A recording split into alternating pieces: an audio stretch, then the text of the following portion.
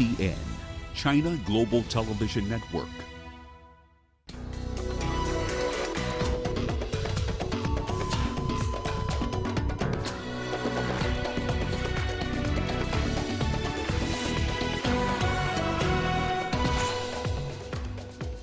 China's State Councillor and Foreign Minister Wang Yi meets officials in the Democratic Republic of Congo and expresses his commitment to strengthening bilateral ties.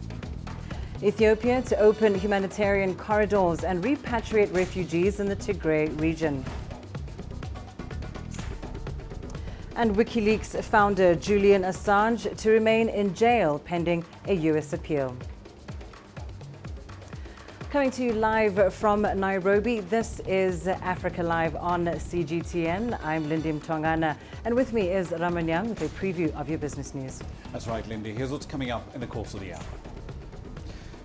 Kenya's flour exporters are being hit with an entirely new tax. We'll explore the details. And the World Bank is urging countries around the world to prepare for a lost decade of growth. The details on those stories and lots more coming your way in the course of the hour. For now, let's start with the latest in current affairs with Lindy. Thanks so much, Rama. Well, in our top story, China's State Councillor and Foreign Minister Wang Yi has held a meeting with his DRC counterpart, Marie Nzeza, in the Congolese capital, Kinshasa. The two leaders discussed the strengthening of trade relations and signed a memorandum of understanding to implement parts of the Belt and Road Initiative. Minister Wang Yi said China is committed to carrying out mutually beneficial projects aimed at boosting the relationship between the two countries. The DRC is among 44 nations that China will support to build road and rail projects to connect the region to Asia.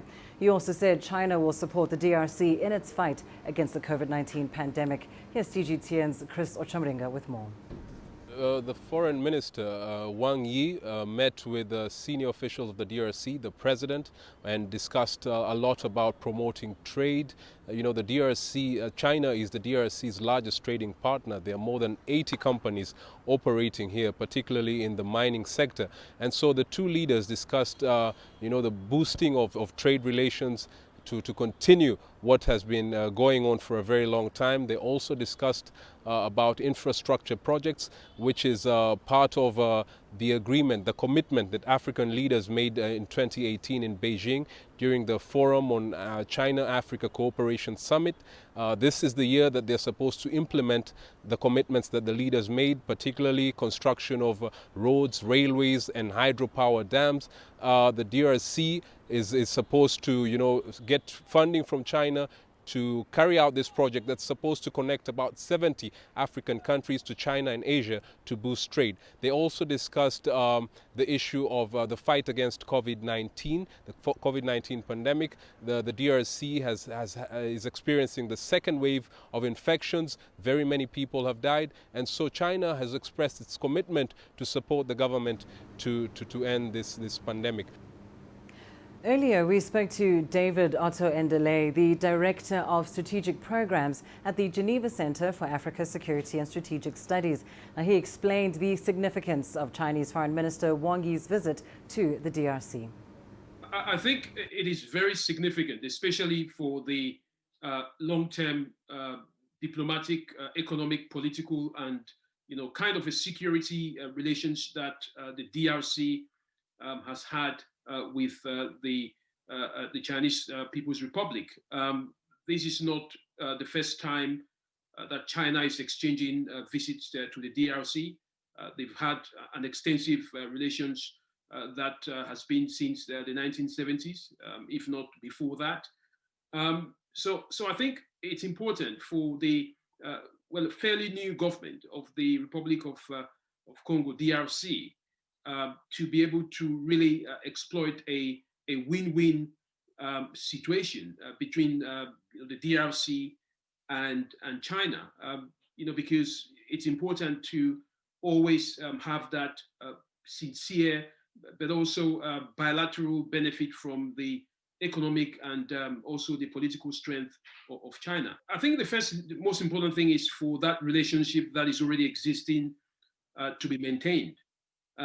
Each country, should have a priority. For the DRC, I would believe that one of the key priorities for them would be matters of security. I mean, we witnessed attacks, in the northern part of Congo, especially in the Kivu region. So I think one of the most important aspects, that would drive economic stability or any economic relations with, China or any other country would be the stabilization of the DRC. Remember that, DRC is neighbors to Central African Republic, where, rebel groups are currently, having a very, powerful stand, especially out of Bangui.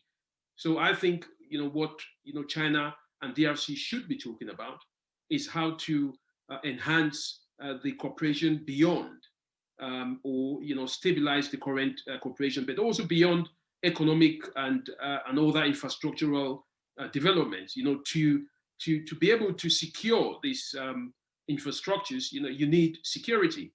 So security would be one of the key areas. Well, up next on his Africa tour, Foreign Minister Wang Yi is set to visit Botswana. Once there, he'll meet with the country's foreign minister and pay a courtesy visit to President Mokgweetsi Masisi. The president's spokesperson released a statement welcoming the Chinese foreign minister. His trip coincides with the 46th anniversary of the establishment of diplomatic ties between the two nations. In other news now, the Ethiopian government says it has started work to rehabilitate the TIGRAY region after a law enforcement operation there ended. It says it has embarked on opening humanitarian corridors and repatriating refugees while collaborating with the UN to provide relief services. Here's CGTN's Girum Chala with more. Following the war in Tigray, the Ethiopian government is said to be busy providing humanitarian services for the war-affected people there. The Ethiopian Minister of Foreign Affairs in a press briefing said the government will continue its humanitarian efforts alongside the UN agencies and other partners until the problem is solved once and for all. The work of rehabilitation in the northern part of our country is ongoing. This work is being done alongside relief agencies, and so far it has been successful. Ethiopia has fully engaged its Ministry of Peace and other local relief organizations to mainly undertake the important work in Tigray. We are also communicating with the international community about how the aid work is being done, our challenges, and perhaps the assistance we need too. Ethiopian authorities say the repatriation of refugees, mainly from Sudan, as well as the resettlement of the internally displaced, is also going on well. The spokesperson of the Ethiopian Ministry of Foreign Affairs, Dina Mufti, in addition said the claim by some about ethnic profiling in the country is unfounded. In Europe, there is misinformation about the aid work. Some there still believe the conflict is ongoing even at this time. They say humanitarian corridors are not open and that ethnic profiling is taking place against the people of Tigray origin. In order to tackle this false narrative, we are engaging the EU ambassadors and representatives. In the Tigray region, the provisional administration is working with citizens there in order to return electricity supply, telephone connectivity, banking and other services to normal levels. We have heard reports that there are still hiccups in achieving this, but life in Tigray has largely returned to normalcy. Grumtala CGTN, Addis Ababa, Ethiopia. A diplomatic rift between several Gulf countries is now officially over. This after Saudi Arabia hosted a Gulf Cooperation Council summit in which Egypt had been invited to and which eventually ended the disagreement that has lasted for more than 3 years.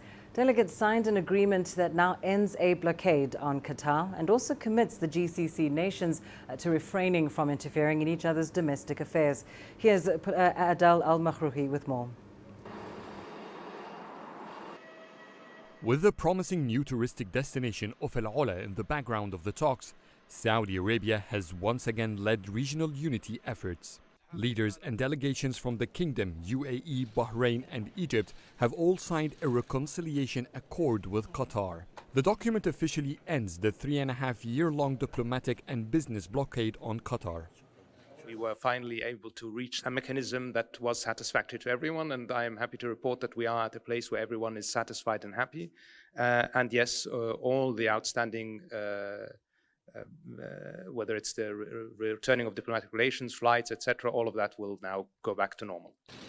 Following the Gulf Cooperation Council summit, the Saudi foreign minister confirmed that all nations will stand together against any threat to regional or national security, and that no nation shall interfere in the domestic affairs of another or harm its national unity.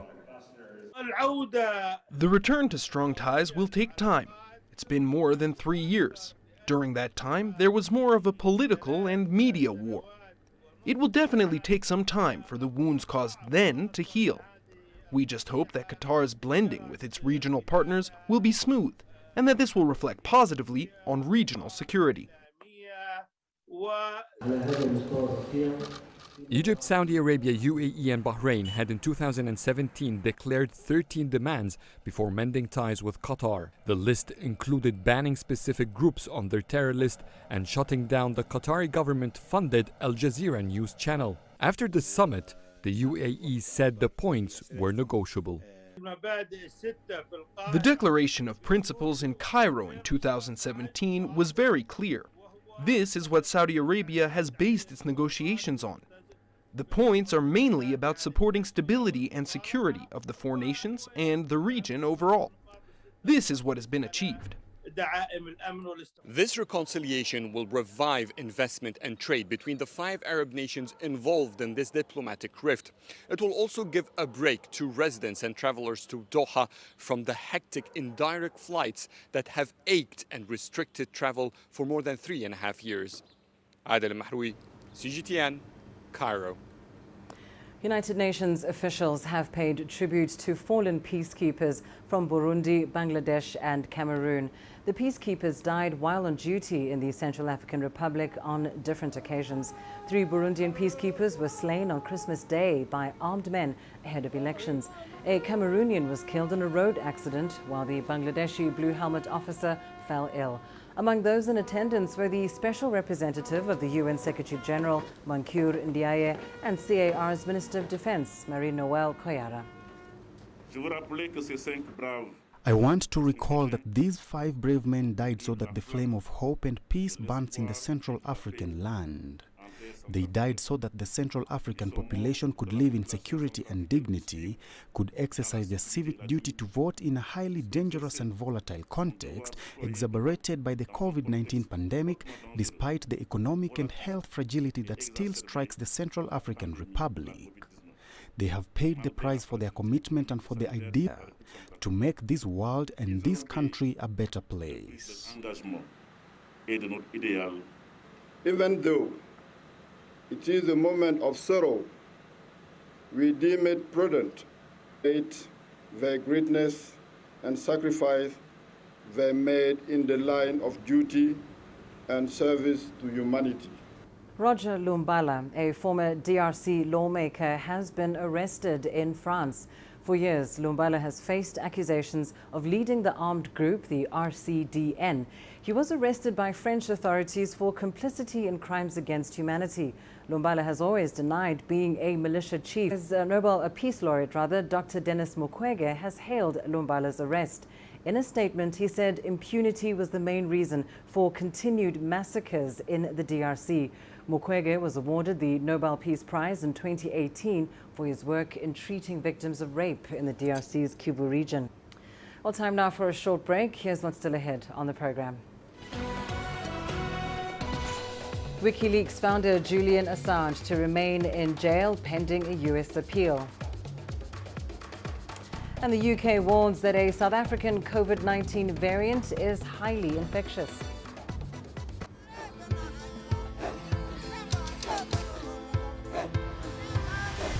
Africa is a continent of diversity, with varied climates and enchanting geography, and a people so distinct, but with a shared enduring spirit. We are at the heart of the continent to bring you the untold stories. Let's have a look. we celebrate Africa as it shapes its own destiny. Tunis, Cairo, Juba, Ethiopia, Tanzania. Africa Live. Find your voice.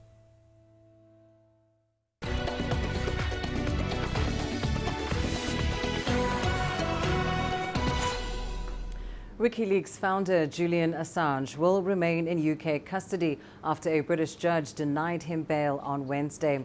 The move comes as the United States appeals a lower court's decision to block a US extradition request. Our correspondent Richard Bestick reports from London. Well, he'll be returned to Belmarsh High Security Prison following this failed attempt to get bail, and as his lawyers argued inside this magistrates' court, reside with his partner and his 2 children. They had been given something of a morale boost Monday when the district judge there at the Old Bailey refused the United States application for extradition. They thought they could carry that forward and actually get him some release. It's turned out that that's not going to be the case. And the legal path for Julian Assange remains a tangled mire. Well, there's some interesting noises coming out of East Virginia, where the prosecution against Julian Assange was first tabled. They're arguing there now that with the change of administration, the change of the team in East Virginia, and of course in Washington, D.C., that there might be, if not a rethink, at least a slowdown. So it's very unclear. All that time, though, following this hearing this morning, Julian Assange will be held in a high-security jail. In other international news, Democrat Jon Ossoff is already claiming victory in the second of 2 runoff votes in the U.S. state of Georgia. Ossoff, a documentary filmmaker, holds a narrow lead over incumbent David Perdue. A final outcome is not expected until later on Wednesday at the earliest. His potential win, however, will hand Democrats control over the Senate, essentially shaping the first years of Democrat Joe Biden's presidency. Earlier in the day, Democrat Raphael Warnock was projected to win the race against Republican Kelly Loeffler. He's poised to become the first black senator in the history of the southern U.S. state. And so to everyone out there struggling today, whether you voted for me or not, know this: I hear you, I see you, and every day I'm in the United States Senate, I will fight for you. I will fight for your family. Let us rise up, greet the morning, and meet the challenges of this moment. Together we can do the necessary work and win the future for all of our children.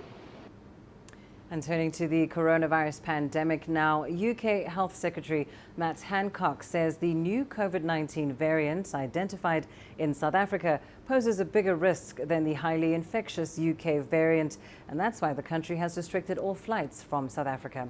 Angela Coppola tells us more. Technically, the South African and UK variants are different, but both are placing huge challenges on health systems in those countries. The theory is that those mutations have allowed the virus, via its spike protein, to bind more tightly to the receptor on our human cells. In other words, allowing it to infect the cells more effectively and therefore becoming more infectious. Now, so far in South Africa, we haven't seen an increase in mortality, and we haven't seen a change in the disease pattern. And I think the same would be true for the UK variant as well. But clearly, we're continuing to look very hard at this. It's early days, and we would need to continue to monitor this. Experts are still gathering information about the virus variants and whether the current batch of vaccines will be effective against the recently discovered ones. So there is a bit of concern that these variants may not be as effective with the vaccines as they are currently manufactured. However, from the research I've done, most of these pharmaceutical companies say that it won't take much to manipulate or tweak that vaccine to make it as effective as before. It is a theoretical concern that the vaccines might be less effective, but this is currently being investigated. In a few weeks' time, we'll be able to get answers to this. One of the good things about some of the technologies of the vaccines under development is that it will be feasible to change the vaccines should they be less effective against the new variants. As the debate amongst academics and scientists continues around the efficacy of the current batch of vaccines to deal with the new variants, we have to wait and see because we don't have enough data yet. I'm Angelo Coppola for CGTN in Parkhurst, South Africa. Ghana says it's not recorded any cases, rather any single case of the new COVID-19 variant that was recently found in South Africa. But some public health experts in the West African nation are worried that the new variant could reach the country and now want the government to step up safety measures to stop its spread. CGTN's Nabil Ahmed Rufai reports from Accra. Health experts say the new variant of COVID-19 is more contagious than the original type. Although Ghana says it has not recorded any cases of the new variant, some experts have warned that it could be improper and incorrect to claim that the country does not have such infections. They say that's because Ghana's genomic surveillance of the coronavirus, which would detect the new strain, is poor compared to South Africa's capacity to find such cases. Since Ghana eased lockdown restrictions and opened its international airports, the government has enforced rapid testing of travelers. It hopes this measure will limit the chances of people bringing the coronavirus into the country, especially the new variant. But some experts have urged the government to do more, including quarantining travelers. The new variant of COVID-19 is set to spread very rapidly, and that's why health experts fear that Ghana could be more vulnerable now. That's because restrictions have been lifted, mass gatherings are taking place, and many people have also stopped wearing face masks. Ghana's President Nana Akufo-Addo has, however, encouraged citizens to strictly observe the COVID-19 safety measures to combat the pandemic. Nabil Ahmed Rufai, CGTN, Accra, Ghana. Egypt is finalizing a national plan to administer COVID-19 vaccines. The country is expected to begin releasing the jab next week for an inoculation exercise. It has so far received 50,000 doses of the Chinese Sinopharm vaccine and is expecting more by the end of the month. Here's Adel Al-Mahraoui with more. After giving the official green light for the administering of China's Sinopharm COVID-19 vaccine, Egypt is finalizing its distribution plan for the jab. Cairo has so far signed contracts for the delivery of 50 million vaccines, 80% of which are from Sinopharm. The Chinese vaccine is one of the vaccines that has proven safety and effectiveness. It is one of the favorite vaccines for Egypt and has been cleared by the government to be administered to Egyptians. China has been cooperating with us since the beginning of the pandemic, and we hold continuous webinars through which we have learned more about the pandemic together. The government is currently reviewing its demographic and health data so as to create priority lists identifying the citizens who are most vulnerable to the disease. We are currently preparing the population data. We will start with the most vulnerable, and registration will be available online for those who wish to participate. We will then expand to the public. We are using the data collected from 100 health campaigns to form a list of cancer patients, those who have suffered kidney failures, and so on. The 100 Million Health is a massive healthcare campaign that started in 2018. Egypt launched it to help diagnose cases of hepatitis C, breast cancer, and non-communicable disease. That has given the country key health information about tens of millions of its citizens, data which has since become valuable in determining who should get the vaccine first. The Egyptian Health Ministry says that it will launch an online website for COVID-19 vaccine registration and that it will start administering the vaccine by mid-January. Health workers treating COVID-19 patients will be the first in line to receive the jab. Adel Al-Mahraoui, CGTN, Cairo. And looking at coronavirus trends in China, officials in Zhuang, the capital city of the northern province of Hebei, have named one of its districts as a COVID-19 high-risk area. Now, this was announced in a news conference on Wednesday by the authorities in the province, where a new cluster has emerged over the past few days. Starting from today, the district of Gaocheng will be designated a high-risk area. As of 5 p.m. Wednesday, some 2 million samples have been collected in the city. Among the nearly 590,000 samples tested so far, 7 of them have shown positive results. Well, Hebei authorities say the virus spread in the province is highly related to imported cases from Europe. In nearby Xingtai city, mass testing is underway. Since Wednesday morning, a professional team of some 54,000 people have been implementing nucleic acid testing on all residents. The results are expected to be announced within 3 days. On Wednesday, the northeastern province of Liaoning reported 1 local transmission in the northwest. Xinjiang region recorded 1 asymptomatic patient who had recently traveled to Hebei. Meanwhile, the northern Chinese city of Shijiazhuang has been placed under lockdown to control the spread of COVID-19. This after 19 cases were confirmed there. Ning Hong reports from the city as it's shut down. Flocks of people trying to leave the city by train, but most are turned away. Leaving the capital of Hebei province has proven difficult since Wednesday. I did the nucleic acid test last night, but still don't have the results. Without it, I can't leave the city. The city's high-speed train station has been closed. Residents have been asked to remain in their communities as they wait for medical personnel to collect nucleic acid samples. People are lining up here in this freezing wind to do the nucleic acid test. It is still the most effective way to find a COVID-19 carrier, and those who have negative results could go outside. Since announcing the measures on Monday night, medical staff has been collecting samples from one community to another as they test Shijiazhuang's 11 million residents. Even though buses and subways are still running, they have few passengers. The whole city has come to a standstill, stores closed and roads empty. It's a situation which would last for days. Ning Hong, CGTN, Shijiazhuang. Your business news up next with Raman Yang. Thank you very much, Lindy. Here's what's coming up in business.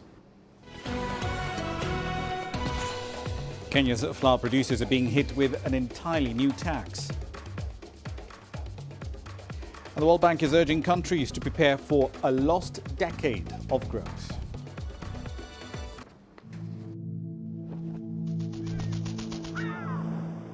How will your world change today? What happens here? What happens there? Or what you make happen for yourself? If it matters to you, it matters to us too. Your stories are the stories that need to be told. Africa Live. Find your voice. Business in Africa is at the crossroads, where opportunity meets innovation, where profitable new markets collide with global trends. From the sound of an African bell on a stock market's floor, to the shout of the trader in a bustling free market. It's colorful, vibrant, and exotic. CGTN stands at the gateway to Europe, Africa, and the Middle East. From Morocco to South Africa, we talk to the deal makers and actors who fuel its engines of growth. Only on CGTN.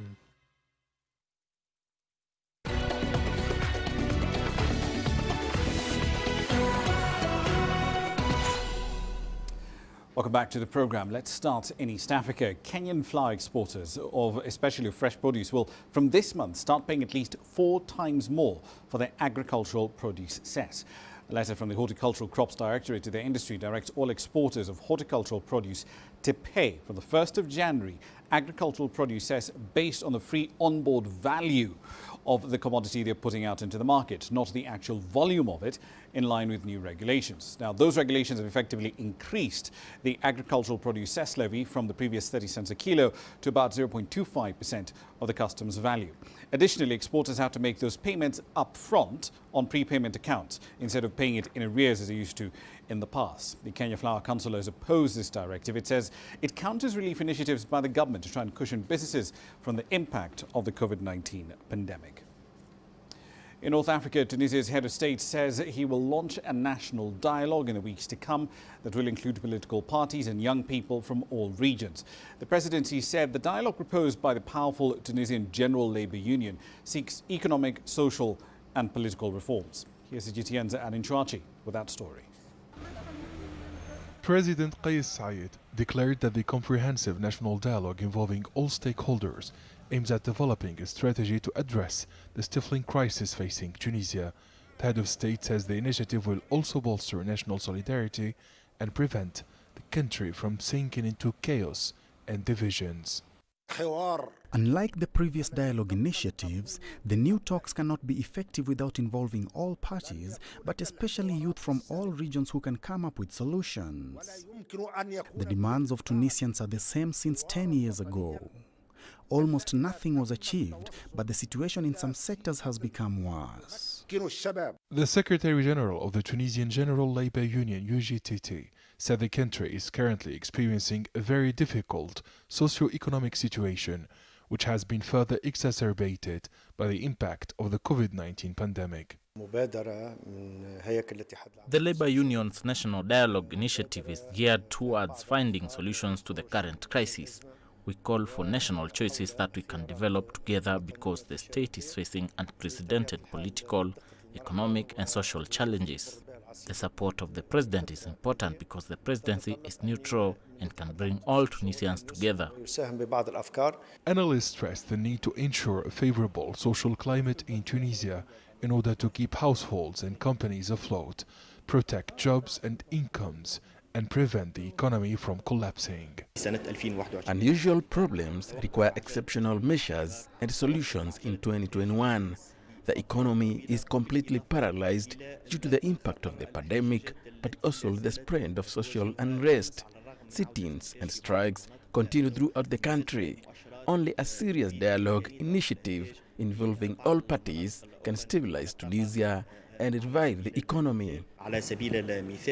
In December 2015, the Tunisian General Labour Union, the Employers' Organization, the Human Rights League and the National Bar Association received the Nobel Peace Prize. The quartet helped pull the country back from civil war in 2013. Tunisians hope that the new initiative by the president and the UGTT will save the country. Adnan Shawashi, CGTN, Tunis. The World Bank says the global economy could be in for what it describes as a lost decade as COVID-19 cases continue to rise.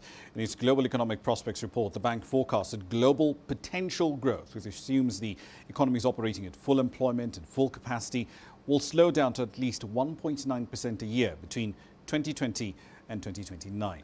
Before the pandemic, potential growth was expected to be about 2.1% a year over that 10-year window, as CGTN's Roy Rottenberg now explains from Washington.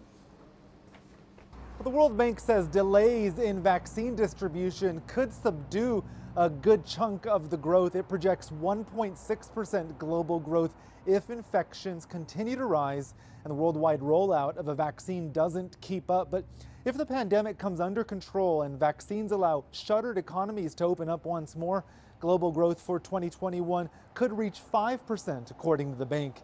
Its report also suggests that the economic effects of the pandemic could be long-lasting, quote, a decade of growth disappointments if reforms in areas like public health, budget policies, and central banking aren't introduced. Remember, even before the coronavirus outbreak, the World Bank predicted a downturn in global economic output.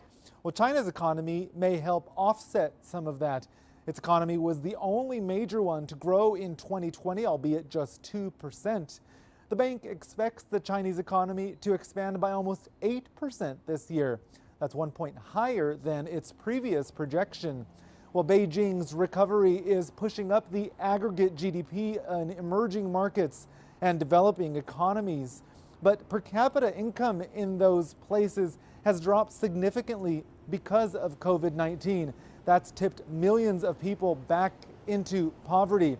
And governments there have borrowed more to offset it, a one-year spike in debts not seen in decades.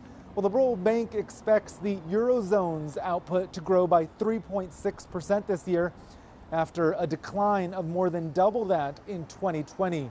Japan's economy is forecast to grow 2.5%. Again, it shrank by more than double that last year. And the bank tones down projections for the U.S. It says a resurgence in infections stalled third quarter growth. American GDP now expected to expand by 3.5%, which is roughly the same as its contraction in 2020. Roe Rettenberg, CGTN in Washington. On to Nigeria now. Rising cases of COVID-19 there have led to a contraction in manufacturing.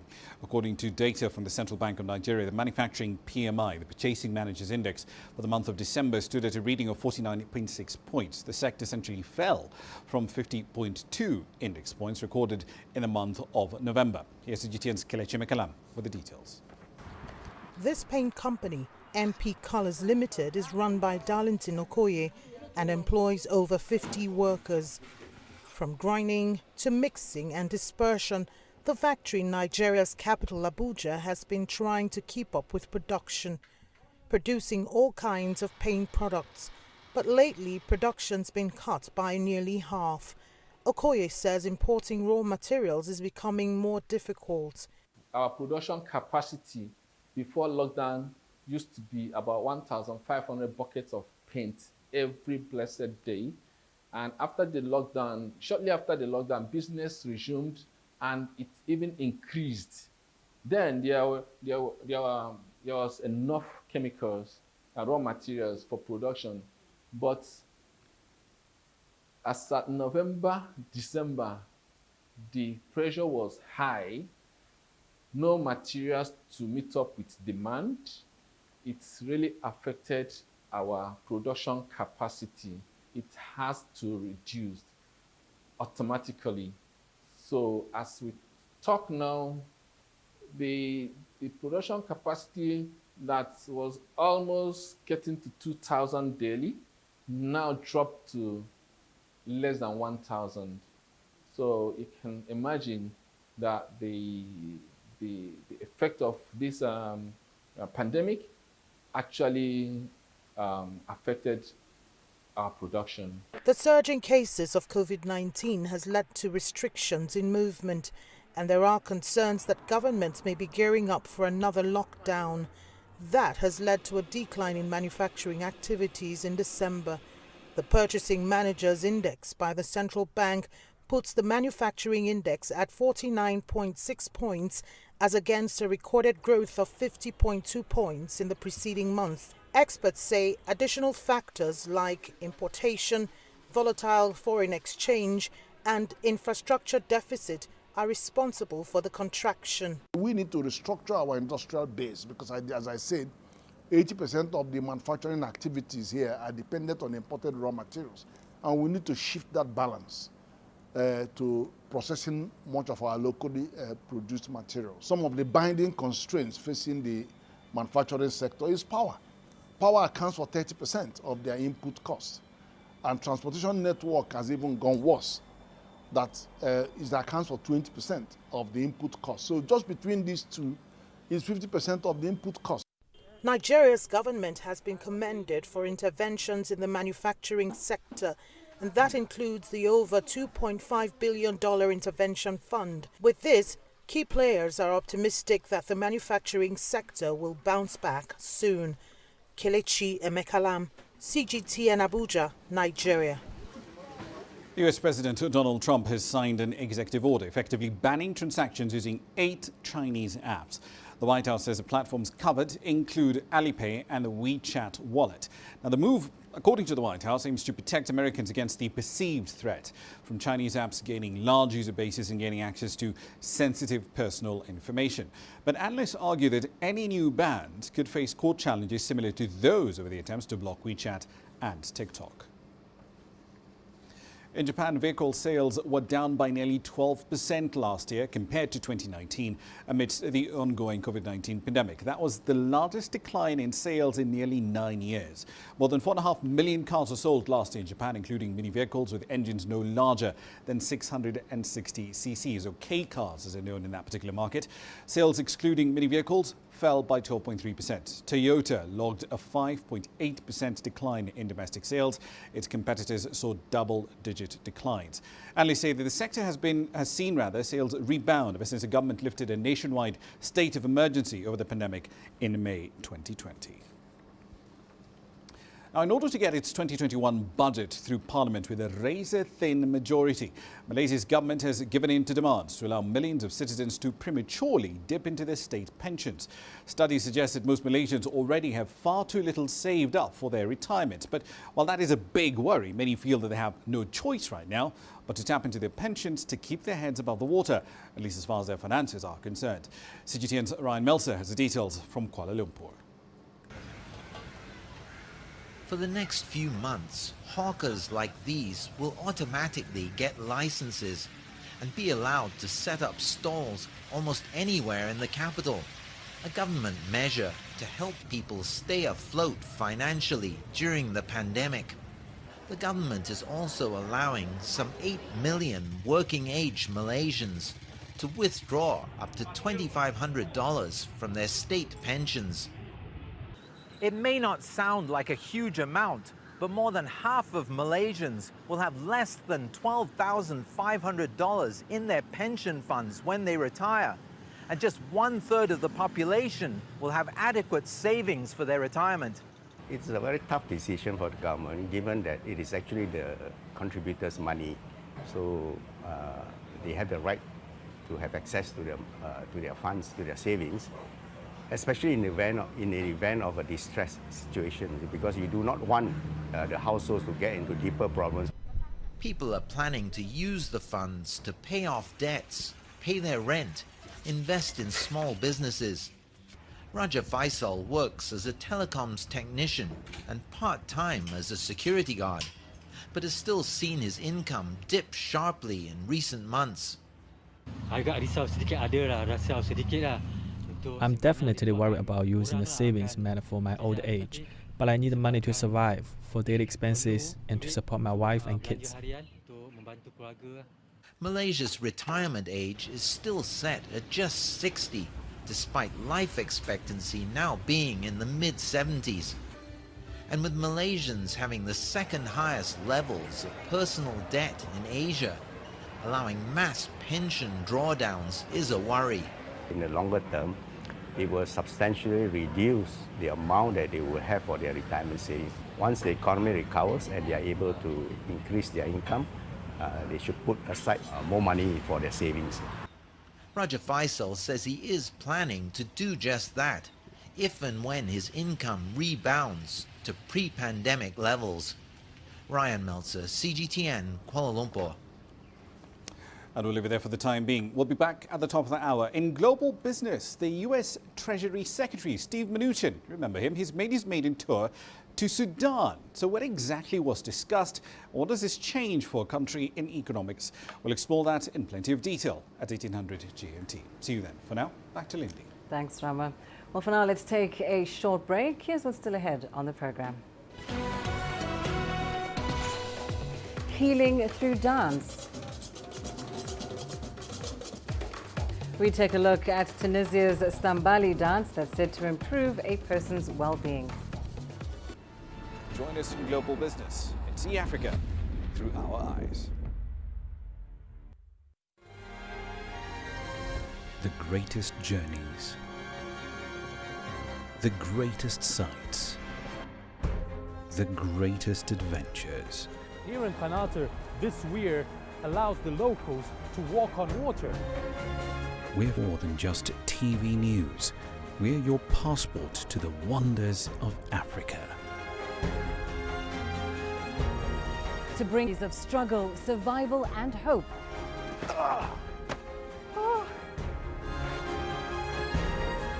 So let's explore.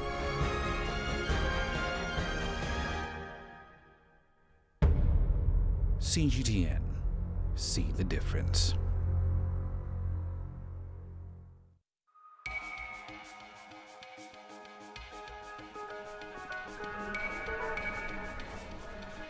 You're watching breaking news on CGTN.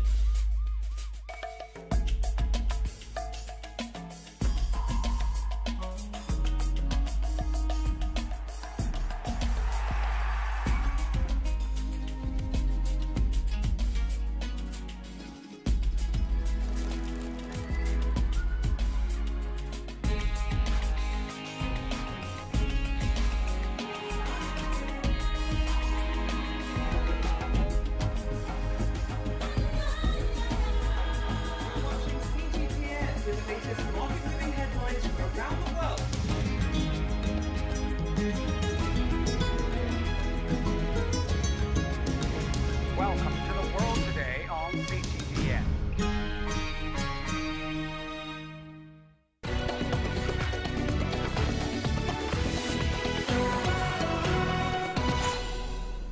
Stambali is a Tunisian dance form practiced in many regions across the North African country. Those who participate say it improves their personal well-being. Adnan Chouachi tells us more. This monthly Stambali art show is made up of transcendent music and dance, as well as religious chants. The ritual starts with prayers to usher in the new year. Stambali is folklore and folk art. It's a very old cultural heritage which is rooted in the Tunisian society. It can be expressed in different ways and forms. Stambali is part of the rich mystic music, dance and traditions in North Africa. Riyadh is a Stambali choreographer who practiced this rite in many regions across Tunisia and North Africa. Stambali art is not limited to Tunisia. It is widespread in the region. It's known as Nawa in Morocco, Diwan in Algeria, Bakari in Libya, Bori in Mauritania. This ritual brings people together. Hassan is a Stambali master from the city of Tozeur in southern Tunisia. He believes in the healing qualities of the ritual, which is produced by an ascending tempo of rhythmic music and a corresponding increased speed of the participants' movements of head and extremities. Attending a Stambali ritual can help many people feel better as they sing and dance to enter the trance state. This is not medicine, it's rather an exceptional art. In January 1846, Tunisia abolished slavery. Tunisian historians say the history of Stambali goes back to the arrival of the first slaves to the North African state. Some 20 Tunisian troops still perpetuate and promote African traditions in Stambali shows. The Ministry of Culture and the civil society plan to organize a Stambali festival this year. It will bring together international troops, masters, musicians and dancers who will share this Tunisian art and cultural heritage of humanity. Adnan Chouachi, CGTN, Tunis. And coming up in your sports news, we bring you the story of Cameroon's Karine Fomo, who's been nominated to referee at the 2023 FIFA Women's World Cup.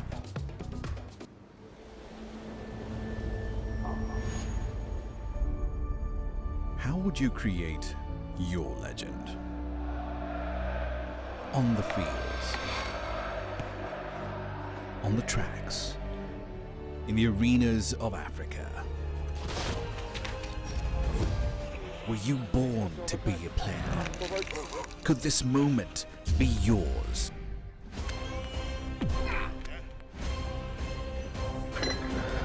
Sports Scene. Find your game.